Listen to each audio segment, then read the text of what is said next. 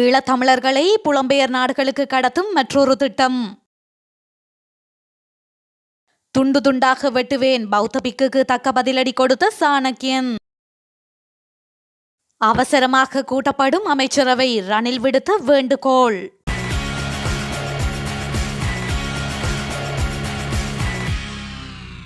ஈழத்தமிழர்கள் தாம் இழந்து போன இறைமையை மீட்டெடுப்பதற்காக நடாத்திய ஆயுத போராட்டத்தில் தமிழ் இனத்தின் கொள்ளளவுக்கு மிஞ்சிய அளப்பெரும் தியாகங்களை செய்தார்கள். சொல்லண்ணா துன்பங்களை சுமந்தார்கள்.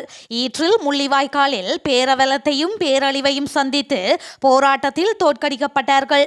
ஆயுத போராட்டம் தோற்கடிக்கப்பட்டாலும் சர்வதேச ரீதியாக தமிழ் மக்கள் ஓர் அரசியல் போராட்டத்தை நடத்தவும் சர்வதேச தலையீடுகளுக்கு ஊடாக தமக்கான நீதியை பெறுவதற்குமான வாய்ப்புகள் தொடர்ந்தும் இருக்கின்றன. ஆனாலும் இந்த வாய்ப்புகளை பயன்படுத்துவதற்கு தமிழ் மக்கள் தமது தாயக பூமியில் தொடர்ந்து வாழ்ந்திட வேண்டும். இல்லையேல் தமிழ் மக்கள் தமது தேசிய அபிலாசையை வென்றெடுக்க முடியாது. அத்தகைய ஒரு துயரமான நிலை இப்போது தோற்றுவிக்கப்பட்டிருக்கின்றது. அதுதான் ஈழத்தமிழர்களை நலிந்து போக செய்யும் ரணில் விக்ரமசிங்கவின் வெளிநாட்டு வேலைவாய்ப்பு என்ற பெயரில் ஈழத்தமிழர்களை தாய் நிலத்திலிருந்து அகற்றி வெளிநாடுகளில் குடியேறச் செய்யும் நாசகர திட்டம். சிங்கள பௌத்தத்தின் புனித நூலான மகாபம்சத்தில் வெளிப்படுத்தப்படும் தம் தீப கோட்பாடு என்பது இலங்கையை முற்றுமுழுதாக சிங்கள பௌத்த நாடாக மாற்றுவது. இதன் அடிப்படையில் தான் இன்று இலங்கையின் பௌத்த பேரினவாதம் உலகளாவிய அரசியலில் மிக தந்திரமாக காய்களை நகர்த்தி வருகின்றது. அதன் அடிப்படையில் வடக்கு கிழக்கில் வாழ்கின்ற ஈழத்தமிழர்கள் வாழும் வரைக்கும் தான் இலங்கை தீவில் இந்தியாவின் தலையீடும் செல்வாக்கு இருக்கும். இதனால் தான் ஈழத்தமிழர்களை சிங்கள பேரினவாதம் இனப்படுகொலை செய்கின்றது. அதன் மூலம் இலங்கை தீவிலிருந்து ஈழத்தமிழர்களை வெளியேற்ற முயல்கின்றது. இந்திய தலையீட்டை தடுக்கவும் திட்டமிடுகின்றமை குறிப்பிடத்தக்கது. தமிழ் மக்களை துண்டு துண்டாக வெட்டுவேன் என தெரிவித்த அம்பிட்டிய சுமணரத்ன தேரருக்கு எதிராக உடனடியாக நடவடிக்கை எடுக்க வேண்டும் என நாடாளுமன்ற உறுப்பினர் சாணக்கியன் தெரிவித்துள்ளார். இன்றைய நாடாளுமன்ற அமர்வில் கலந்து கொண்டு உரையாற்றும் போதே அவர் மேற்கண்டவாறு கூறியுள்ளார். தொடர்ந்தும் தெரிவிக்கையில், மட்டக்களப்பில் இருக்கும் அம்பிட்டிய சுமணரத்ன தேரர் எனது நாடாளுமன்ற சிறப்புரிமைகளை மீறும் வகையில் செயற்பட்டுள்ளார். கடந்த அக்டோபர் மாதம் 18ஆம் தேதி நாடாளுமன்றத்தில் அதிபர் ரணில் விக்ரமசிங்கவின் கட்டளையை காவல்துறையினர் நடைமுறைப்படுத்தவில்லை. அந்த விடயத்தை இந்த தேரர் வேறு வகையில் திரிவுபடுத்தி நான் நாடாளுமன்றத்தில் பேசும்போது என்னை தடுக்க அங்கு முதுகெலும்புள்ள சிங்கள நாடாளுமன்ற உறுப்பினர்கள் ஒருவரும் இல்லையா என்று எனது சிறப்புரிமையை மீறும் வகையிலான ஓர் காணொளியினை வெளியிட்டுள்ளார். அத்துடன் கிழக்கில் வசிக்கும் தமிழர்கள் ஒவ்வொருவரையும் துண்டு துண்டாக வெட்டுவேன் எனவும் அச்சுறுத்தியுள்ளார். இவ்வாறாக என்னையும் நான் பிரதிநிதித்துவப்படுத்தும் மக்களையும் அச்சுறுத்தலுக்கு உள்ளாக்கும் இந்த பௌத்த பிக்குவுக்கு எதிராக உடனடியாக நடவடிக்கை எடுக்க வேண்டும் என அவர் வலியுறுத்தியுள்ளார்.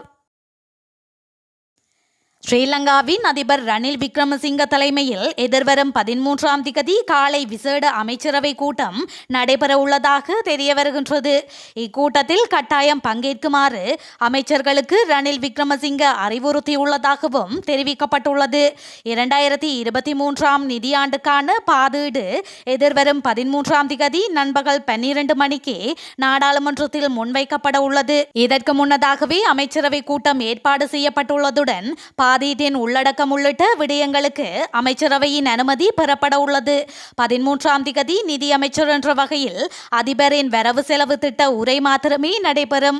மறுநாள் நவம்பர் 14 முதல் 21 வரை ஞாயிறு தினங்கள் தவிர்த்து 7 நாட்கள் ஒதுக்கீட்டு சட்டமூலத்தின் 2ஆம் மதிப்பீடு மீதான விவாதம் இடம்பெற உள்ளது.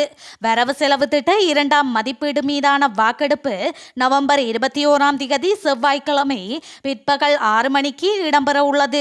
அதனையடுத்து குழுநிலை விவாதம் நவம்பர் 22ஆம் தேதி புதன்கிழமை முதல் டிசம்பர் 13ஆம் தேதி புதன்கிழமை வரை ஞாயிறு தினங்கள் தவிர்த்து 19 நாட்கள் இடம்பெற உள்ளது.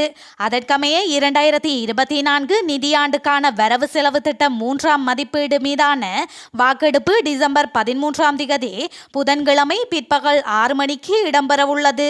பாதீட்டு கூட்டத்தொடர் காலத்தில் தனிப்பட்ட வெளிநாட்டு பயணங்களை தவிர்த்து கொள்ளுமாறும் வாக்கெடுப்பு நேரங்களில் கட்டாயம் சபையில் இருக்குமாறும் ஆளுங்கட்சியினருக்கு ரணில் விக்ரமசிங்கவினால் அறிவுறுத்தப்பட்டுள்ளமை குறிப்பிடத்தக்கது. இலங்கையைச் சேர்ந்தவர்களை இஸ்ரேலில் பண்ணை தொழிலாளர்களாக பணிபுரிவதற்கு இஸ்ரேலிற்கு அனுமதி வழங்கப்பட்டுள்ளது. இது தொடர்பில் இஸ்ரேலின் உள்துறை அமைச்சர் மோச ஆர்பெல் மற்றும் இஸ்ரேலுக்கான இலங்கை தூதுவர் நிமல் பண்டார ஆகியோர் உடன்படிக்கையொன்றை கைச்சாத்திட்டுள்ளதாக கூறப்படுகின்றது.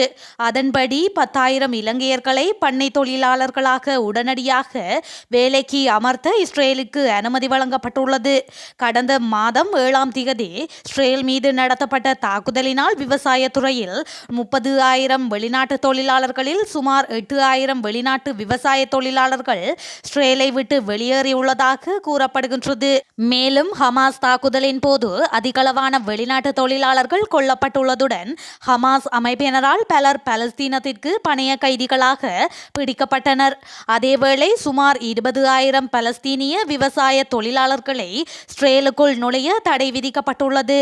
இந்த நிலையில் ஒப்பந்தத்திற்கு அமைய முதல் இலங்கை விவசாய தொழிலாளர்கள் எதிர்வரும் வாரங்களில் வர வேண்டும் என இஸ்ரேலிய செய்தி நிறுவனமான குளோப்ஸ் தெரிவித்துள்ளது. அத்தோடு இலங்கையைச் சேர்ந்த 4,500 தொழிலாளர்கள் இஸ்ரேலில் பணிபுரிகின்றமை, அவர்களில் பெரும்பாலானோர் வீட்டு பராமரிப்பு துறையில் பணிபுரிகின்றமை குறிப்பிடத்தக்கது.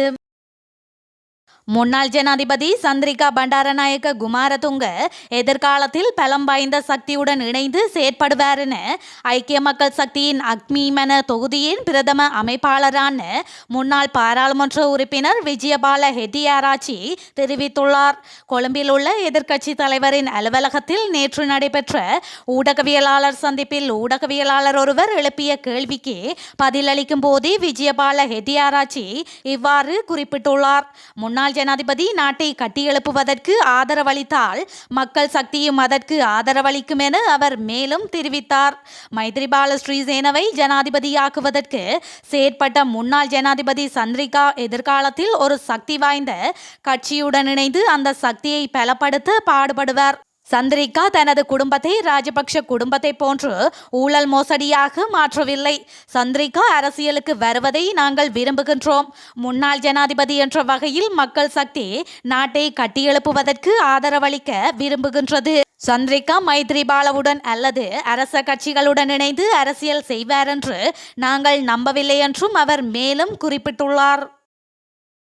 இஸ்ரேல் மற்றும் ஹமாஸ் அமைப்புக்கிடையிலான கொடூர போரின் விளைவாக தற்போது காசா பகுதி புதைகுழி போல காட்சியளிப்பதாக ஐக்கிய நாடுகள் சபையின் பொதுச் செயலாளர் அண்டோனியோ குட்டரஸ் தெரிவித்துள்ளார்.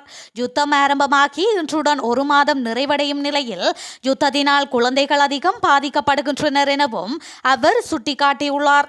இந்த தாக்குதல்களினால் காசா பகுதியில் உயிரிழந்தவர்களின் எண்ணிக்கை 10,000-ஐ கடந்துள்ளது. அவர்களில் 4,100 பேர் சிறுவர்களாவர். இந்த நிலையில் போர் நிறுத்தம் தொடர்பான உடனடி தீர்வுக்கு வருவது மிக அவசியம் என ஐக்கிய நாடுகள் சபை வலியுறுத்தியுள்ளது.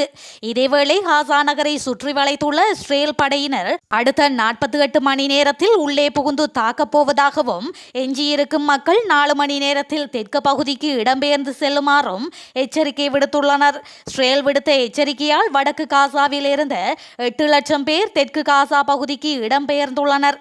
இதைத் தொடர்ந்து காசாவிற்குள் இஸ்ரேல் படை புகுந்து தரைவழி தாக்குதல் நடத்தி வருகின்றது. தொடர்ந்தும் முன்னேறி வரும் இஸ்ரேல் படை தற்போது முக்கிய நகரமான காசா நகரை முற்றுகையிட்டுள்ளது. காசா நகரை சுற்றி வளைத்துள்ள இஸ்ரேல் படைகள் உள்ளே புகுந்து தாக்குதல் நடத்த தயாராகியுள்ளன.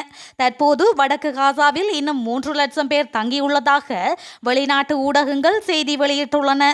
ஏற்கனவே கடுமையான குண்டுவீச்சில் சாலைகள், பாலங்கள் முற்றிலும் அழிந்து போக்குவரத்து வசதி இல்லாமல், எரிபொருள் இல்லாமல் அங்குள்ள மக்கள் தெற்கு நோக்கி செல்வது இயலாத காரியமாக உள்ளது. இந்த நிலையில் காசா நகரில் இஸ்ரேல் படை நுழைந்து தாக்கினால் பொதுமக்கள் பலரும் குண்டுகளுக்கு இரையாக கூடும் என எச்சரிக்கை விடுக்கப்பட்டுள்ளமை குறிப்பிடத்தக்கது.